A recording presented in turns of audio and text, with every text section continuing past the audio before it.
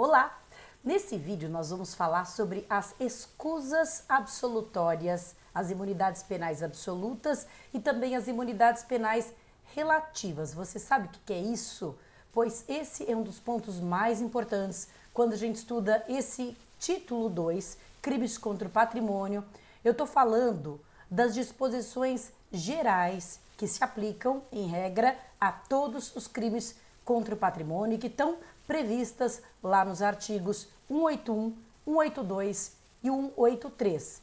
É uma matéria, como eu falei, super importante e também de uma ótima relação custo-benefício quando a gente pensa em prova, em OAB, em concurso, nas provas da faculdade, porque são 3 artigos relativamente simples de serem compreendidos e que são muito pedidos, que caem bastante nas provas e que, como eu disse, podem cair em conjunto com o estudo de muitos outros crimes contra o patrimônio. Então, vamos nessa? Vamos nessa.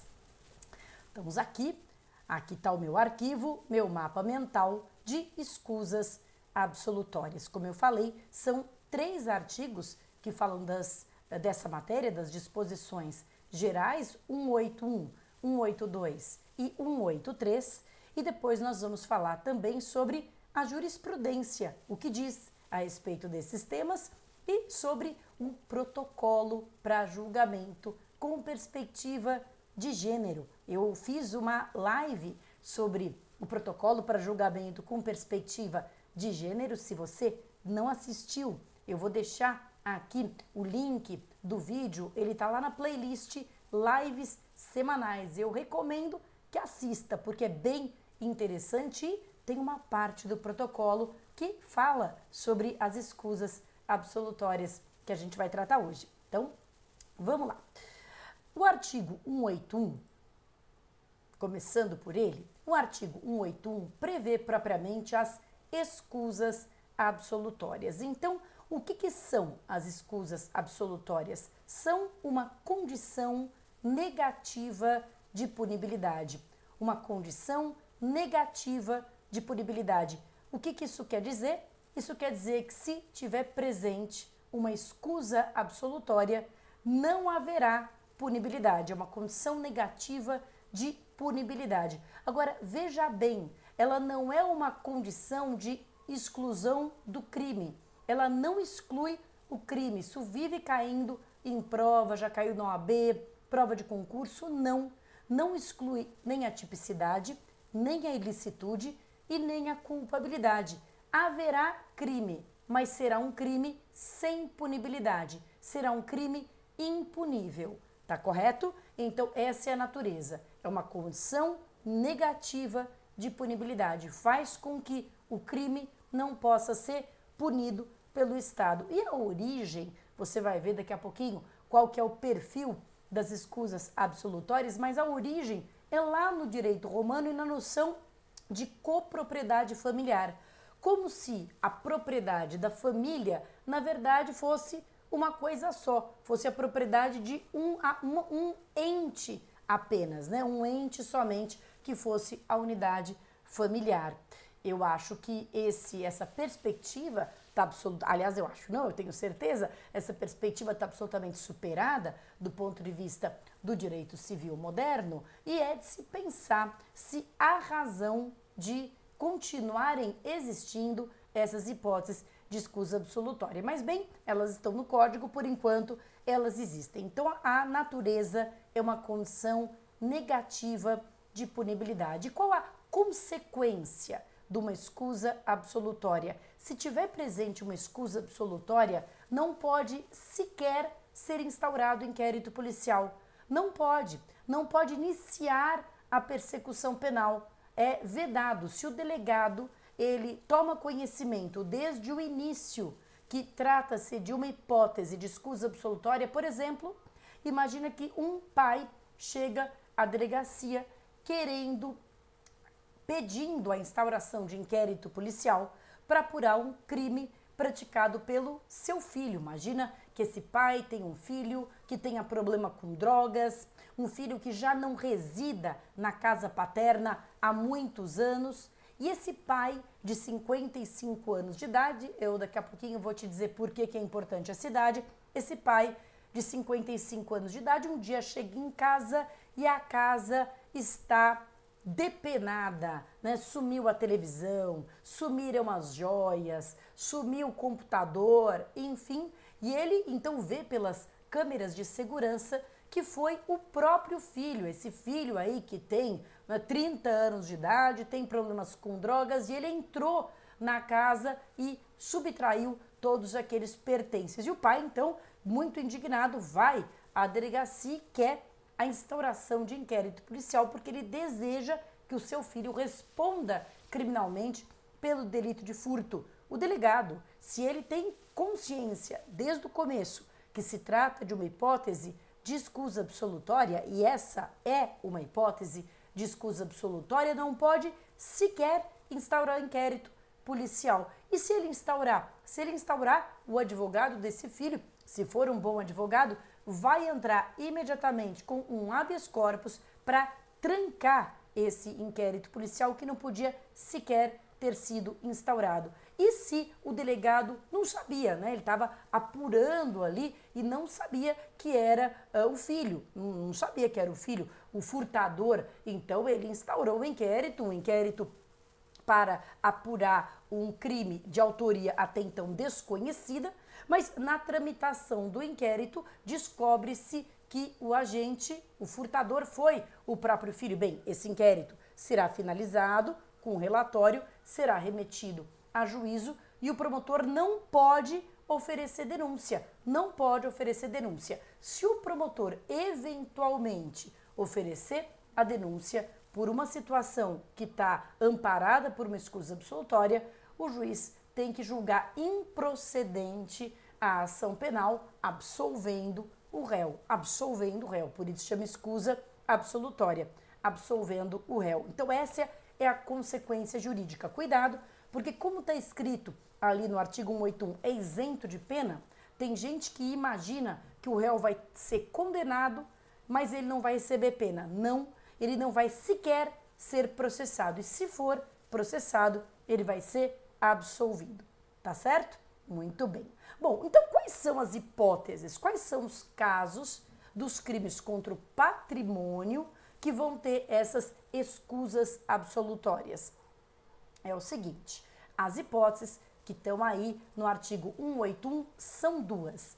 O crime contra o patrimônio, e eu destaco, nós estamos falando de crime contra o patrimônio. A escusa absolutória não vai se aplicar a um crime contra a vida, não vai se aplicar a um crime de lesão corporal, não vai se aplicar a um crime contra a dignidade sexual, não vai se aplicar a um crime contra a honra.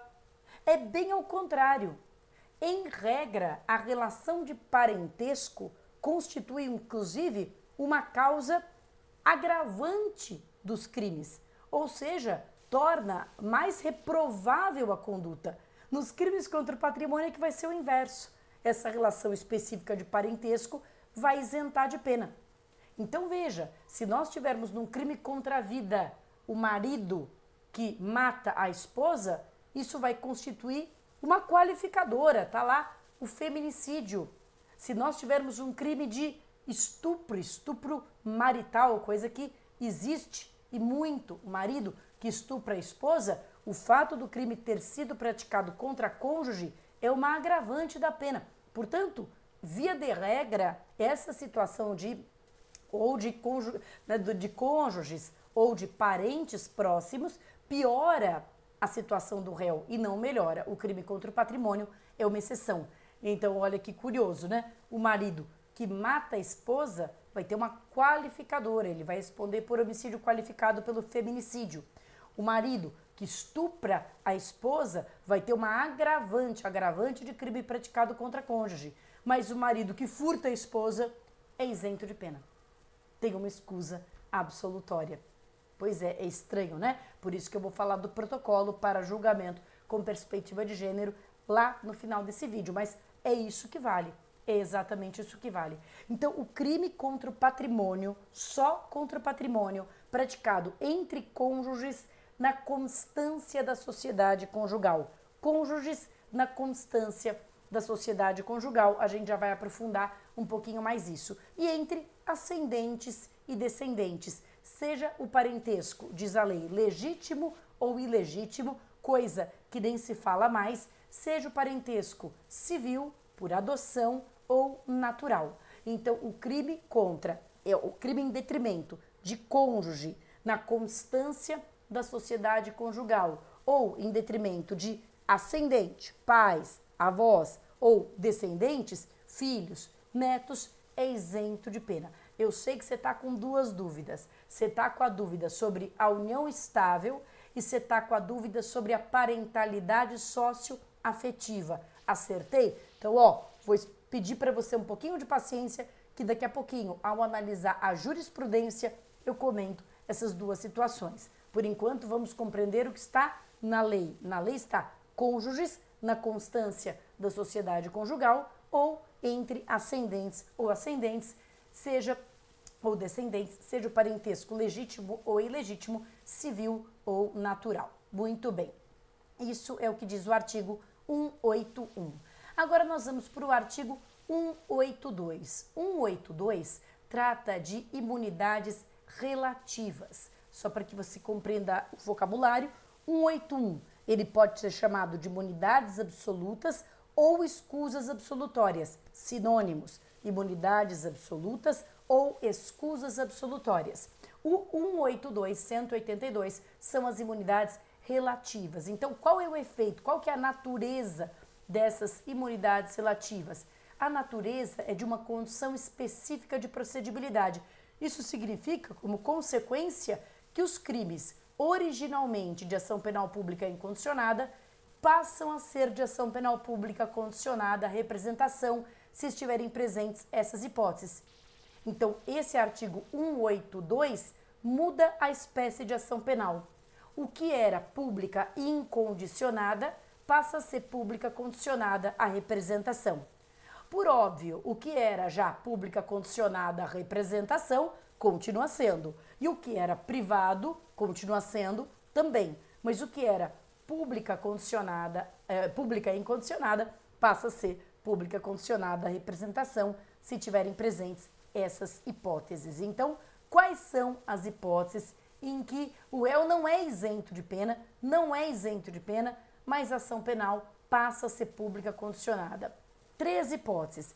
Cônjuge desquitado, olha, nem se fala mais nisso, ou separado judicialmente, o que também hoje em dia é raro, né, que haja separação judicial, até porque ela não é pré-requisito para o divórcio. Mas enfim, ainda existe o instituto cônjuge separado judicialmente. Só para esclarecer, então, é o seguinte: cônjuge na constância do casamento aplica-se o artigo 181. Cônjuge separado judicialmente aplica o artigo 182. Cônjuge divorciado não aplica nada. Acabou o vínculo, não aplica nada. Divorciado, não aplica nada. Tudo bem? E então, na constância, escusa absolutória, separado judicialmente, imunidade relativa, divorciado, não aplica nada. Mais uma questão. E o separado de fato? O separado de fato, não separado judicialmente. Olha, como separado de fato, ele não é mencionado pela lei, indúbio pro réu, né? Como ele não é mencionado nem numa escusa absolutória e nem na imunidade relativa, eu só posso equipará-lo à escusa absolutória e não à imunidade relativa, que seria pior. Então, o separado judicialmente vale a mesma coisa que na constância da sociedade conjugal. Eu sei que você quer falar da união estável, nós já vamos falar na parte de jurisprudência, beleza?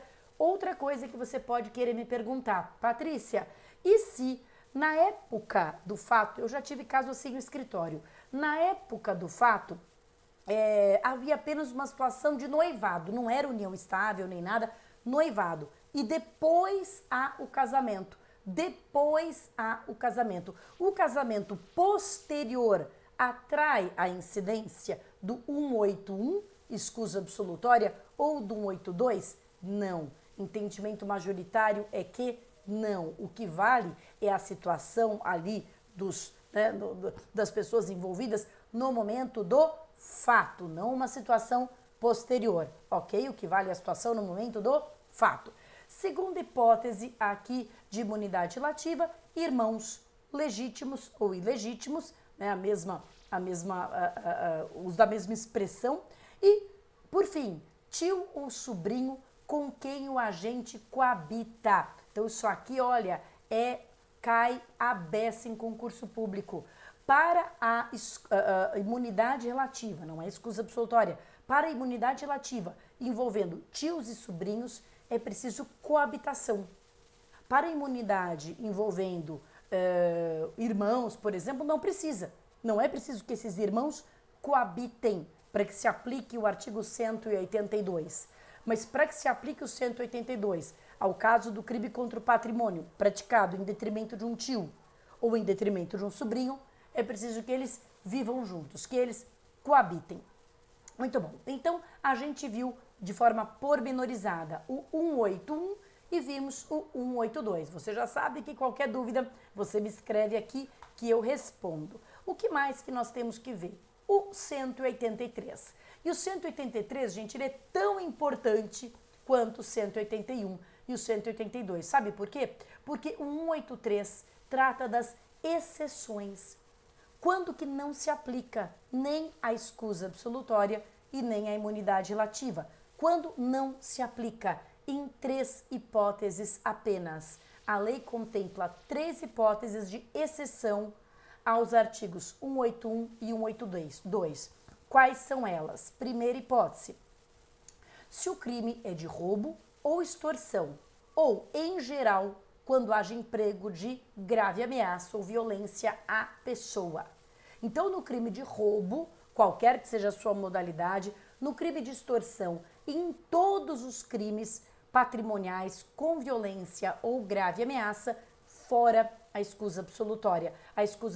Tanto a escusa absolutória, quanto a imunidade relativa. Fora 181 e 182. Ambos estão fora. Então, o filho que furta o pai é isento de pena. O filho que rouba o pai vai ter uma pena normal, né? O irmão que furta o outro irmão, ação penal pública condicionada à representação. O irmão que rouba o outro irmão, ação penal pública incondicionada. Tá claro? Então não cabem as escusas absolutórias e nem as imunidades relativas para os crimes de roubo, de extorsão e quaisquer outros crimes patrimoniais com violência ou grave ameaça. Também não cabe ao estranho que participa do crime.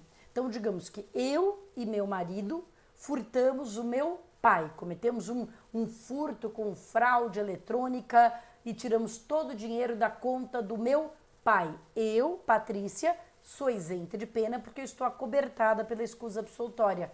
Ele, Alexis, meu marido, não. A escusa absolutória e também a imunidade relativa são personalíssimas. Só se aplicam à pessoa que tenha aquela relação ou de cônjuge ou de parentesco com a vítima. Não se aplica, não se comunica a terceiros estranhos a essa relação. Muito bem. E por fim, a última situação em que não se aplica nem 181 e nem 182 se o crime é praticado contra a pessoa com idade igual ou superior a 60 anos. Mais uma vez, essa idade deve ser verificada na data do fato, na data da prática do fato. Se a pessoa na data da prática do fato tinha idade igual ou superior a 60 anos, ou seja, era idoso segundo os critérios do Estatuto do Idoso, não se aplica a escusa absolutória e nem a imunidade relativa. Não aplica tanto 181 quanto 182.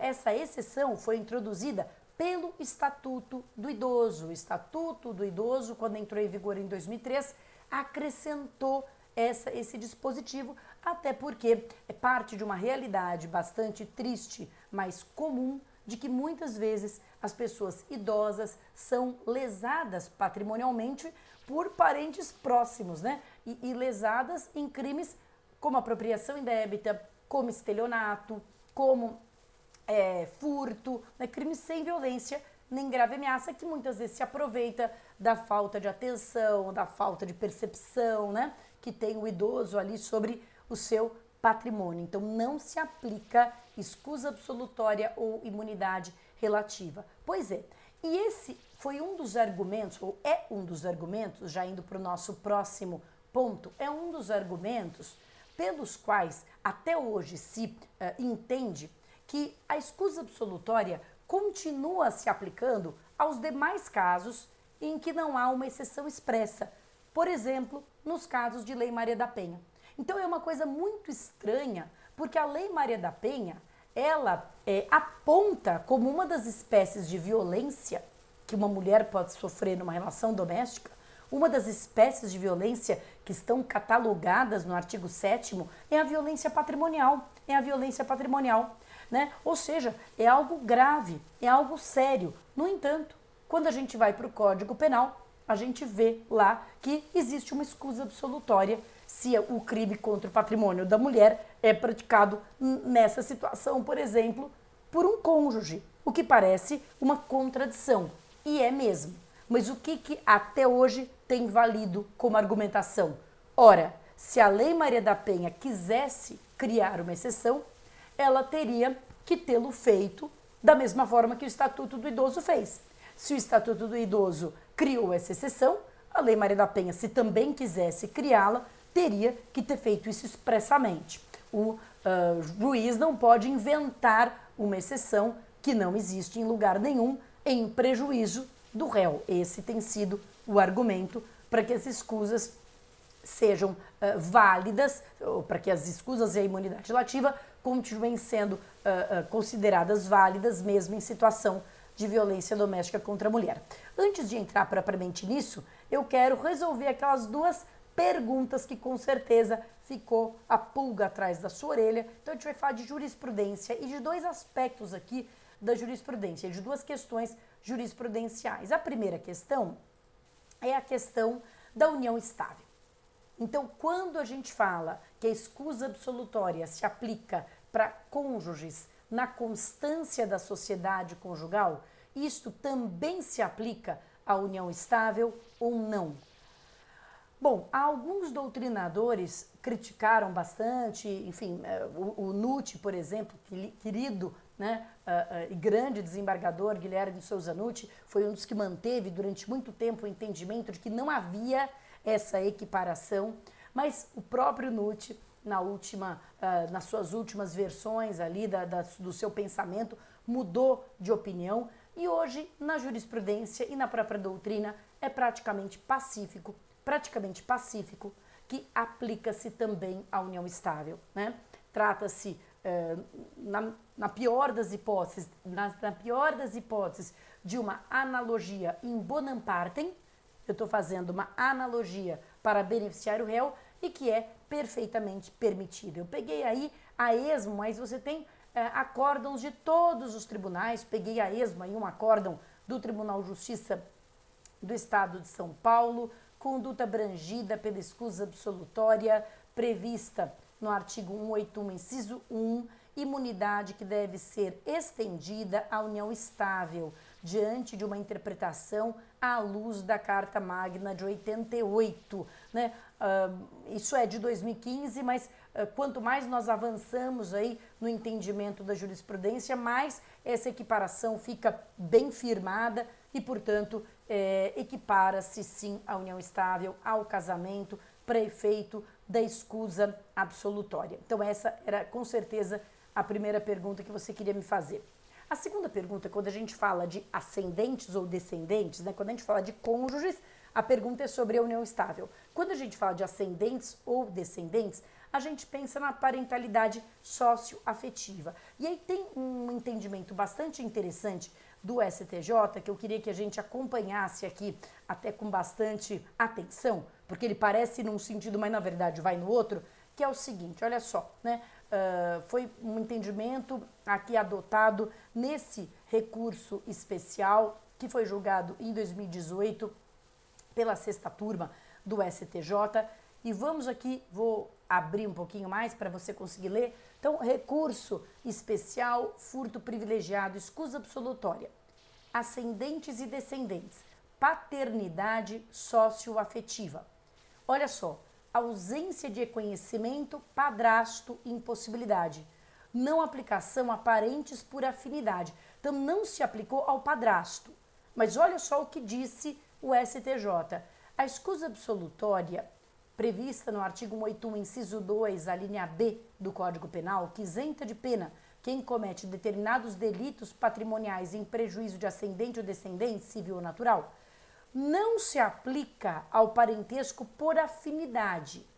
Não se aplica ao parentesco por afinidade, devendo ser adotada uma interpretação restritiva da norma. Embora seja extremamente plausível a aplicação do dispositivo em tela nas hipóteses de paternidade socioafetiva, é incabível sua extensão ao padrasto, parente por afinidade em linha reta ascendente, com amparo na mera existência de união estável com a mãe biológica ou no longo convívio entre aquele e o descendente dessa, se não comprovado o vínculo de filiação socioafetiva. Vocês entenderam? Então, qual que é a conclusão aqui? Paternidade socioafetiva entraria como, possibilidade de escusa absolutória? Sim, sim. Só que essa paternidade socioafetiva tem que ser comprovada. O mero parentesco por afinidade, o mero fato do crime ter sido praticado contra o atual marido da minha mãe, se não provado que existe um vínculo de socioafetividade entre eu e o marido da minha mãe, se não existe isso, o mero fato de que ele é marido da minha mãe atualmente, ou de que ele vive em união estável com a minha mãe, não cria situação de escusa absolutória. Então, eu acho um entendimento interessante e que precisa dessa leitura atenta, né? Então, a paternidade socioafetiva, sim, mas o mero parentesco por afinidade, né? O marido da mãe, a esposa do pai, aí não se pode fazer essa interpretação automática, né? De que eu atraio, então, a escusa absolutória. Tá certo? Muito bem. E para a gente terminar aqui a nossa análise, eu vou, como havia prometido, falar um minutinho do protocolo para julgamento com perspectiva de gênero. Já falei dele bastante numa live esse domingo, num dos domingos aqui que eu fiz live. E aí, olha só que interessante, acabei de dizer que é um pouco incongruente, não é mesmo? Que a violência patrimonial, ela esteja catalogada como uma conduta grave, uma conduta reprovável, uma espécie de violência contra a pessoa, contra a mulher, desculpa, e ao mesmo tempo permaneça vigente a escusa absolutória no caso da mulher ter sido lesada patrimonialmente, por exemplo, pelo marido ou pelo companheiro numa união estável. Então, o protocolo, ele diz o seguinte, olha só, ele aborda essa incongruência e ele fala o seguinte, olha só que interessante. Na atuação com perspectiva de gênero, pode ser necessário o controle de convencionalidade das causas de isenção de pena e representação previstas nos artigos 181 e 182 do Código Penal, o que se afirma com base no que dispõe da Convenção de Belém do Pará. Então, eventualmente, se você estiver atuando, gente, você agora é advogado, você é advogada, se você estiver atuando num caso concreto em que, por exemplo, o marido furtou a mulher ou apropriou-se indebitamente do dinheiro da mulher, você pode pedir com base no protocolo e com base na Convenção de Belém do Pará, você pode pedir que esses artigos sejam declarados incompatíveis com a Convenção de Belém do Pará, portanto, inconvencionais. A gente não vai falar aqui de inconstitucionais, mas inconvencionais. É um argumento que nós, advogados, podemos sim usar, né? Nós também somos responsáveis por levar ao STJ esse controle de convencionalidade e ao STF o controle de constitucionalidade. Então, é um argumento bastante interessante. Olha só, com efeito, a isenção de pena prevista no artigo 181 e a representação prevista no Código Penal inviabilizam o reconhecimento da mulher como titular de patrimônio jurídico próprio, dissociado de seu cônjuge ou de outro membro familiar, o que obsta à caracterização da violência patrimonial prevista no artigo 7º, inciso 4 da Lei Maria da Penha.